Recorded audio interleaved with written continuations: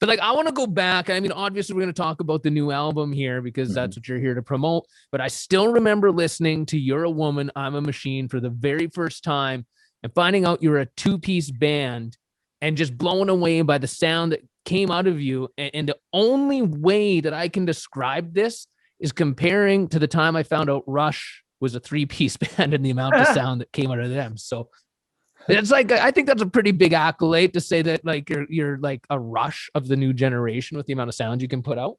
You know, we anyway, we were doing a thing for BBC England this year, the BBC England this week, and we were reminded of the last time we were at the BBC in London. We finished doing a recording session, like a live to air session, and a woman we work with came in and she said, "Hey, do you want to go for a glass of wine with Geddy Lee?" And we said, "Okay." Ooh. And then we took a car and went and hung out with Geddy and his wife and his friend who was a photographer. They were making a book about basses together, and we sat there for 3 or 4 hours eating oysters and drinking wine and talking about rock and roll music. It was pretty cool. That would have been an unreal night. No kidding. It's Geddy Lee. That's Canadian royalty. Everything you say, I'm going to give you an equally as incredible story about it. So my dealer's choice. Well, dealer's choice. I went to Geddy Lee's. Let's go right back. No more Geddy Lee talk. Damn it! No, it's all Geddy Lee talk. Sorry.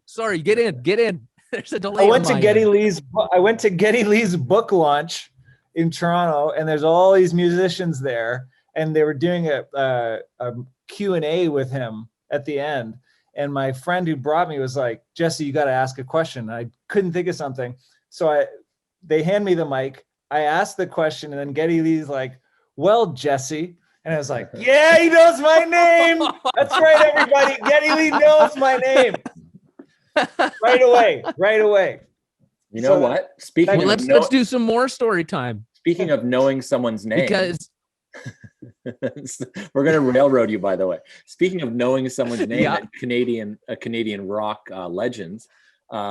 One time we played a show in South by Southwest, and Sam Roberts was playing the same show later on that day, and he helped carry our amps up a flight of stairs. He was a rock star at the time, by the way, and he helped carry our amps. So I made up this joke about having a celebrity roadie.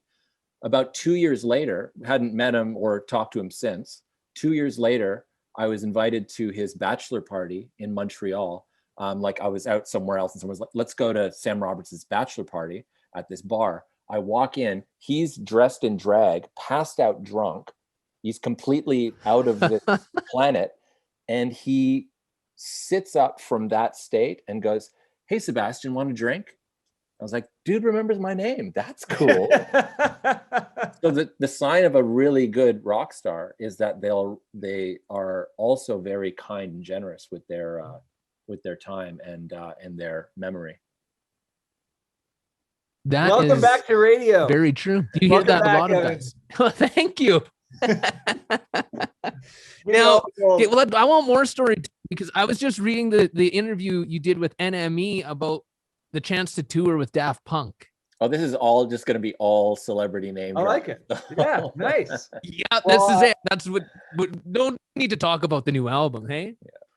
Well, the new album talks for itself. On Friday, Absolutely. We'll talk to everyone who wants to listen to it.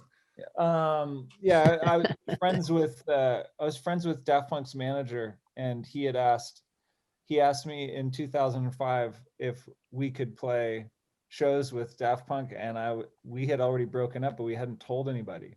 And I told him, I'm like, "Dude, you're a little late. I'm sorry, can't do it." So you must have like despised each other that much to not get back together to tour the world with Daft Punk? No, I mean, it's more or less, but also we made the decision to stop playing, and we're the types of people that when we make decisions, we stick to them. So we had decided, and whenever that had happened, we had, there was finality to it. There was zero intention on ever doing it again. And once that decision was made, that was the course we took until we cashed in the golden coupon. We went, wait a second, is this ticket still good for something? Huh, you're in a cool rock band that people really enjoy. I'm going to see if I can redeem this somewhere. And I brought it to Coachella, and I was like, is this still good? And they're like, sure. They're like, want to play the main stage? I was like, yeah, I'll play the main stage. Yeah. Sure, why not? Wow, this thing's still valid. Cool. Are we making this easy for you? So with I hope this is nice. I hope this is so easy. An This easy is so interview. easy. This is the best first interview in 7 years ever. So one decision that you maybe haven't stuck to it with the name. So it was Death from Above 1979, Death from Above, D.F.A, and now this 1979's back. So is that legal issues? No, it's mostly just entertaining for us to be a Get radio DJs to ask be a you moving target. Yeah, to be a moving target. We decided to add the 1979 in a moment of I wouldn't say desperation, but we were on the cusp of something. We'd been making music. People liked our band. We were about to put out our first LP, and someone came along and said, you can't use that name. And so we reluctantly added the 1979 at the time, but then it became part of our identity. And I think it's like the rudest version of a band name is a name that's very long, and you make someone say it all the way through. And I can't even say it all the way through. Like when I say our band name, Death from Above 1979, I have trouble saying it. I can't say it. So I think it's something to it's rude. I think it's a rude name. I think it's too long and it's rude. And so when we took the 1979 off, I thought this is kind of polite, it's kind of polite. And so we put it back on because we want to be rude again. You choose up our boss wants us to have really short breaks. So whenever we're playing 1+1, the new single from the album, all I can say is Death from Above 1979, 1+1, and that's it. Choose up my whole break. It's too long. Yeah, well, see, there you go. You can't talk about the whatever ad you're supposed to plug for a dealer event at the local Chevy dealership. Yeah. So Is for Lovers, the new album is out on Friday. Where's the picture from for the album cover? The photo is of my two elderly people or older people kissing. I mean, they weren't even that old at the time, which is crazy because that photo was taken in the 60s and they died in like last year. So it's my great aunt and uncle who are ostensibly like my grandparents. They were a childless couple that lived in the suburbs of Chicago, and I was pretty close with them. When my aunt was on her way out, I spoke to her a few times in her final year, and it was a very profound experience. And she appears on the record thematically on NYC Power League 2, and her and my uncle have appeared numerous times in songs I've written. And I went to settle her affairs with my mother, and we found all these incredible photos and boxes of letters and cards and love letters that they'd written to one another. And I felt that this record was very personal for me. And the philosophy for me with this band is to make everything very meaningful to me, so that at least it's meaningful to someone, even the first record, the lyrics are they're very personal, but I wrote them so that I could sing them every night and not regret them, so they mean something when I sang them. So I was essentially casting a spell on myself to be able to go out in front of people and do this high energy show, but I needed the words to mean something. So that's what this record cover is. It's meaning to me, and it's a couple and they're kind of on an angle and their heads are cut off. So it's an idyllic photo of two people in love, but they weren't an idyllic couple. They had problems like everyone does. And so that photo to me showed that things are complicated and they're not always what they seem. So there you go. Is for Lovers. Out Friday, so with March 26, 2021. With the promotion for the album, you had been pushing a 1877 number. What's the story with that? Or the idea behind it, I guess?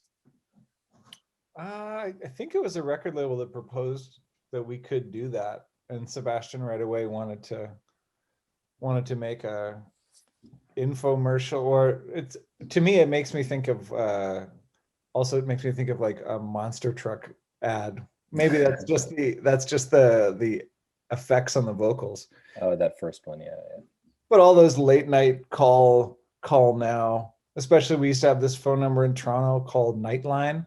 And with this guy, he used to say, "It's discreet, discreet." And he'd always one-on-one, confidential, and discreet. Discreet. He's the Prince of Love. And So why not share that with the people who exist digitally now? Yeah. You know. There is a beep at the end of it. Was I supposed to leave a message or just listen to the clip of the song and then you can leave a message? Yeah, we've listened to almost all of those messages. Yeah, you can call back. We do really. We have all the messages that people have left. Yeah, it's pretty amazing actually what people will say on these lines. Mine's just me breathing heavy and like, oh shit. That would be great. I remember that one.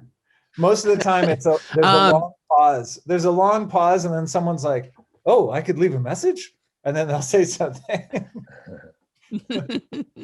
So it has no reference to Replacement's Answering Machine song at all. Then I see. I'm just thinking too deeply. I think because I'm a Replacements fan. Obviously, you're pretty close to the Replacement. Regina is not that far from Minneapolis, is it? Well, closer than probably here. A solid 12 hours. Okay, well, you know, yeah, close. As close to Minneapolis as we are to New York City, essentially. So when did the whole might as well keep going with the new album here? When did the whole process start for the new album? We made the music part. We got together for 5 weeks in Los Angeles in February, March 2019, and then so that was now 2 years ago, and then I continued writing on the records. I need a lot of private time with the music. It's just part of my process. And part of the process of this record was that we were making it on our own. So it wasn't a defined writing, recording, mixing, mastering. Everything was very holistic and wrapped up. So we started in February. I kept writing and mixing throughout the next around 9 months, and then we finished the record, and then Jesse mastered it in March 2020, and so we've been sitting on this hot fire for 1 year, which at first was very difficult, but then it was kind of nice to just have the record to ourselves. It's going to be strange letting it out into the wild, actually. And then it's tough to, I imagine, put out an album and then not be able to tour behind it too. Yeah, we'll see what happens. You know, maybe we'll just go back to the studio and make another record, because we can do that pretty easily now. You have enough material ready to go. Just make it up as we go along. That's good too. We're an endless spring of fresh, clean songs waiting to come. Although if the last record is about making the baby, the next record is going to be about the new album, Jolly Jumper. It's going to be called Death from Above 1979, Endless Dishes. What is it? I'm going to hold you to that. I'm going to hold you to it. Okay, well, at least we got to wrap here. I just saw the message. We need to wrap. You do have one date coming up, the Life is Beautiful Fest in Vegas. Is that like, do you have to cross borders? Are you guys living in Canada right now? Oh, yeah. Yeah, we're both in Canada. We're both in Ontario. We'll cross the border, however that works. I just wasn't sure if they were allowing that, or because it's so far away now you'll just play it by ear. You know what, Evan? Evan? Who the hell knows? Yeah, true. We've just been completely shut down in Regina as of today. We are shut down in the city. So yeah, who knows is right. Yeah. Okay. Well, Jesse and Sebastian, thank you very much for taking time out of your schedule and having this Zoom call with me today. And thanks, Evan. Thanks for playing our song. Interviewing.